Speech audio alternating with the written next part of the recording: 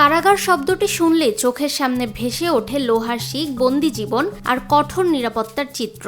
কিন্তু সেই কারাগারেই মানুষ স্বেচ্ছায় যায় আনন্দ করতে, ছবি তুলতে আর সুস্বাদু খাবার উপভোগ করতে। অবাক হলেও সত্য, রংপুর নগরীতে চালু হয়েছে এমনই এক ব্যতিক্রমী রেস্তোরাঁ, কারাগার রেস্টুরেন্ট, যেখানে কারাগারের আবহেই চলছে আড্ডা, বিনোদন আর খাবারের আয়োজন। রংপুর নগরীর পার্কের মোড় এলাকায় বেগম রোকেয়া বিশ্ববিদ্যালয়ের প্রবেশপথের কাছে সম্প্রতি যাত্রা শুরু করেছে এই ব্যতিক্রমী রেস্তোরাঁটি। নামের সঙ্গে সামঞ্জস্য রেখে পুরো রেস্তোরাঁটি সাজানো হয়েছে কারাগারের আদলে। লোহার গ্রিলে ঘেরা কক্ষ, ছোট ছোট হাজতখানার মতো বসার স্থান, এমনকি মাথা নিচু করে প্রবেশের ব্যবস্থাও রাখা হয়েছে, যা দর্শনার্থীদের দেয় এক ভিন্ন অভিজ্ঞতা। অনুভব করলাম যে কারাগারগুলো মনে হয় এরকম কখনো যাওয়া হয়নি, বা হয়তো ভবিষ্যতেও যাওয়া হোক কিনা জানি না। কারাগারে যারা যাবে তারাই বুঝতে পারবে, বলতে পারবে যে এটা যন্ত্রণা কিংবা সুখ দুঃখ কি।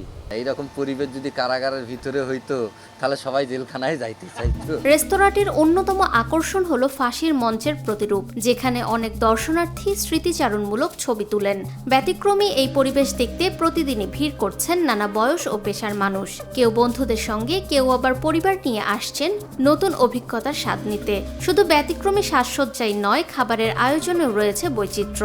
দেশীয় খাবারের পাশাপাশি চাইনিজ সহ বিভিন্ন ধরনের খাবার পাওয়া যাচ্ছে এখানে। আসলে ছোটোবেলা থেকে আমার চিন্তা ভাবনা ছিল ব্যতিক্রম কোনো কিছু করার এবং দেখার। আসলে সেখান থেকে আমি কারাগার রেস্টুরেন্ট নামকরণ করি এবং ইনশাল্লাহ রংপুর ডিস্ট্রিক্টে যেহেতু এরকম কনসেপ্ট রেস্টুরেন্টের কনসেপ্ট নাই, সো আমার এটাকে প্রথম স্টেজ থেকে মানুষ গ্রহণ করছে। লোহার শিক, হাজতখানা কিংবা ফাঁসির মঞ্চ, যে উপকরণগুলো সাধারণত আতঙ্ক আর শাস্তির প্রতীক, সেগুলোকে ভিন্নভাবে বিনোদনের অনুষঙ্গে রূপ দিয়েছে রংপুরের এই ব্যতিক্রমী রেস্তোরাঁটি।